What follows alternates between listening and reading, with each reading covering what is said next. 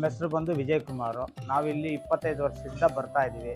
ದೇವಸ್ಥಾನದಲ್ಲಿ ಎಲ್ಲ ಅನುಕೂಲಗಳು ಚೆನ್ನಾಗೈತೆ. ನಾನು ಮುಂಚೆ ಕಷ್ಟದಲ್ಲಿದ್ದೆ, ಕಷ್ಟದಿಂದ ಪರಿಹಾರ ಆಯಿತು. ಈ ಸೋಮೇಶ್ವರ ದೇವಸ್ಥಾನ ಬಂದಮೇಲೆ ಎಲ್ಲದೂ ಒಳ್ಳೆಯದೇ ನಡೀತಾ ಐತಿ. ಯಾವತ್ತೂ ಇವತ್ತವರೆಗೂ ಕೆಟ್ಟದ್ದು ನಡೆಯಿಲ್ಲ. ಆರೋಗ್ಯದಲ್ಲಾಗಲಿ ಎಲ್ಲದರಲ್ಲಾಗಲಿ ಬೇಜಾನ್ ಕಷ್ಟ ಬಿದ್ದುಬಿಟ್ಟೆ. ಬಟ್ ಇಲ್ಲಿ ಬಂದಮೇಲೆ ಎಲ್ಲದರಲ್ಲಿ ಅನುಕೂಲ ಮಾಡಿ ಸೋಮೇಶ್ವರ ದಾರಿ ಕೊಟ್ಟವ್ರೆ. ಯಾವುದು ಇಷ್ಟೊತ್ತವರೆಗೂ ನಮ್ಮ ಪ್ರಾಬ್ಲಮ್ ಇಲ್ಲ. ಕುಂಭಾಭಿಷೇಕದಲ್ಲಿ ಬೆಳಗಿನ ಜಾಗ 6 ಗಂಟೆಯಲ್ಲಿ ನಾನು ಕನಸಲ್ಲಿ ಬಂದಿರೋದು, ಸೋಮೇಶ್ವರ ತೆಗೆಯೋ ಟೈಮಲ್ಲಿ ನನ್ನ ಕನಸಲ್ಲಿ ಬಂದಿರೋದು ಇಲ್ಲಿ ಸತ್ಯವಾಗಿ ನಡೆದಿತ್ತು. ಅದು ಇವತ್ತು ಒಂದು ಮೈಂಡಲ್ಲಿ ಅಲ್ಲಿ ಯಾರಿಗೂ ಬಂದಿಲ್ಲ. ಬಟ್ ನನಗೆ ಬಂದೈತೆ, ನಾನು ಬಹಳ ಖುಷಿ ಬೀಳ್ತಾ ಇದ್ದೀನಿ. ಈ ಜೀವನದಲ್ಲಿ ಇದೊಂದು ಸಾರ್ಥಕವಾಯಿತು.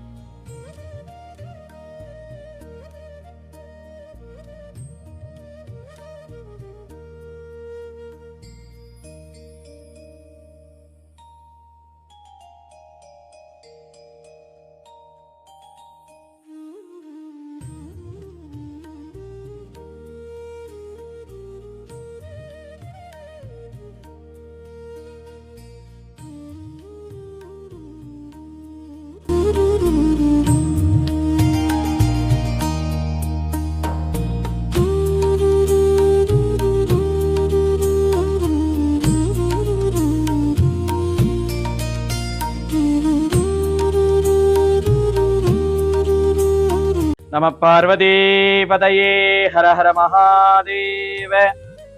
सर्वयज्ञतपोदानः तीर्थदेशेषु यत्फलं तत्फलं कोटिगुणितं शिवलिंगार्चनात् फलम्। गुरुभ्यो नमः। श्री प्रसन्न पार्वती समेत सोमेश्वर स्वामी देवस्थान, अविन्यू रस्ते, बेंगळूरु।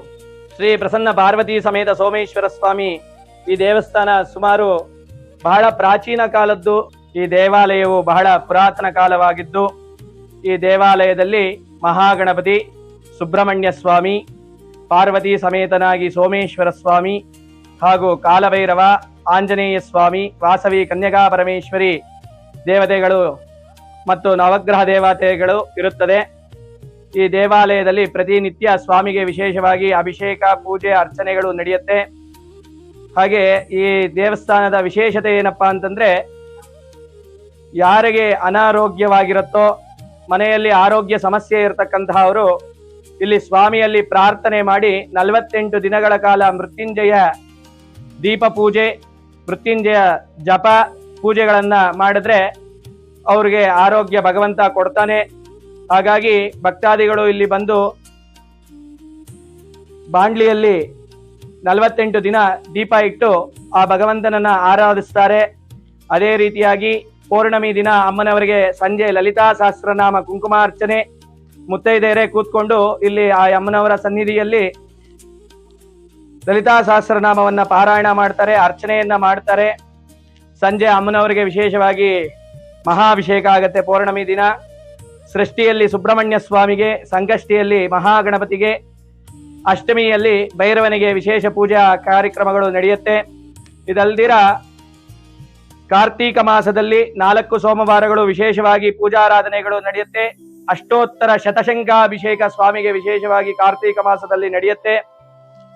ಕೃತಿಕೋತ್ಸವ ಅಂತ ಹೇಳ್ತಕ್ಕಂಥ ಶಿವದೀಪೋತ್ಸವವನ್ನ ಸ್ವಾಮಿಗೆ ಇಲ್ಲಿ ವಿಶೇಷವಾಗಿ ಆಚರಣೆ ಮಾಡಲಾಗತ್ತೆ. ಶಿವರಾತ್ರಿಯಲ್ಲಿ ಸ್ವಾಮಿಗೆ 4 ಕಾಲ ಯಾಮ ಪೂಜೆಯನ್ನ ವಿಶೇಷ ರೀತಿಯಲ್ಲಿ ಆಗಮೋಕ್ತವಾಗಿ ಹೇಳಿರ್ತಕ್ಕಂಥ ಶೈವಾಗಮ ರೀತಿಯಲ್ಲಿ ಆ ಒಂದೊಂದು ಯಾಮಕ್ಕೆ ಏನು ವಿಶೇಷವಾಗಿ ಪೂಜಾ ಕೈಂಕರ್ಯಗಳನ್ನ ನೆರವೇರಿಸಬೇಕು, ಅದೇ ರೀತಿಯಾಗಿ ಸ್ವಾಮಿಗೆ ಇಲ್ಲಿ ವಿಶೇಷವಾಗಿ ಕಾರ್ಯಕ್ರಮ ನಡೆಯುತ್ತೆ, ಪೂಜಾ ಅಭಿಷೇಕಗಳು. ಆರಿದ್ರಾ ದರ್ಶನಕ್ಕೆ ಮಾರ್ಗಶಿರ ಮಾಸದಲ್ಲಿ ಆರಿದ್ರೋತ್ಸವ ನಡೆಯುತ್ತೆ. ಅಂದ್ರೆ ಧನುರ್ಮಾಸ ಅಂತನ್ಬಿಟ್ಟು ಕೂಡ ಹೇಳ್ತೀವಿ. ಆ ಧನುರ್ಮಾಸದಲ್ಲಿ ಬರುವಂತಹ ಆರಿದ್ರಾ ನಕ್ಷತ್ರದಲ್ಲಿ ನಟರಾಜ ಸ್ವಾಮಿಯ ಉತ್ಸವ ಆಗತ್ತೆ. ಆರಿದ್ರಾ ದರ್ಶನ ಅಂತ ಹೇಳ್ತಕ್ಕಂಥದ್ದು ಆವತ್ತು ಉತ್ಸವಾದಿಗಳೆಲ್ಲ ನಡೆಯುತ್ತೆ.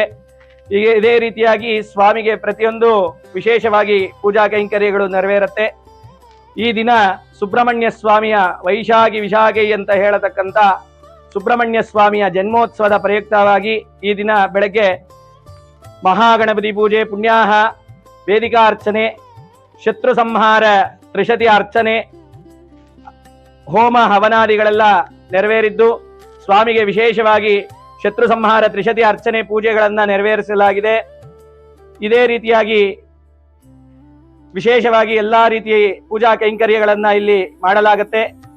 ಭಕ್ತಾದಿಗಳು ಅವರ ಪ್ರಾರ್ಥನೆಯನ್ನ ಭಗವಂತನಲ್ಲಿ ಸಲ್ಲಿಸಿ ಎಲ್ಲರಿಗೂ ಆ ಸ್ವಾಮಿಯ ಅನುಗ್ರಹದಿಂದ ಅವರ ಸಂಕಲ್ಪ ಈಡೇರುತ್ತೆ ಅಂತನ್ಬಿಟ್ಟು ಹೇಳಿ ಒಂದು ನಂಬಿಕೆ ಈ ದೇವಸ್ಥಾನದಲ್ಲಿ. ಭಕ್ತಾದಿಗಳು ಪ್ರತಿ ಸೋಮವಾರ, ಪ್ರದೋಷ ಇತ್ಯಾದಿ ವಿಶೇಷ ದಿನಗಳಲ್ಲಿ ಬಂದು ಸ್ವಾಮಿಯನ್ನ ಪ್ರಾರ್ಥನೆ ಮಾಡ್ತಾರೆ. ಇದು ದೀಕ್ಷಿತರ ಪರಂಪರೆಯಲ್ಲಿ, ದೀಕ್ಷಿತರ ಅರ್ಚನಾ ವೃತ್ತಿಯಲ್ಲಿ ಈ ದೇವಸ್ಥಾನ ಪೂಜಾ ಕೈಂಕರ್ಯಗಳು ನಡೀತಾ ಇದೆ. ಹಾಗೂ ಇದು ದೀಕ್ಷಿತರ ವಂಶಸ್ಥರಲ್ಲೇ ಇದು ದೇವಸ್ಥಾನ ನಡೀತಾ ಇದೆ. ಸರ್ವೇ ಜನಾಃ ಸುಖಿನೋ ಭವಂತು, ಸಮಸ್ತ ಸನ್ಮಂಗಳಾನಿ ಭವಂತು.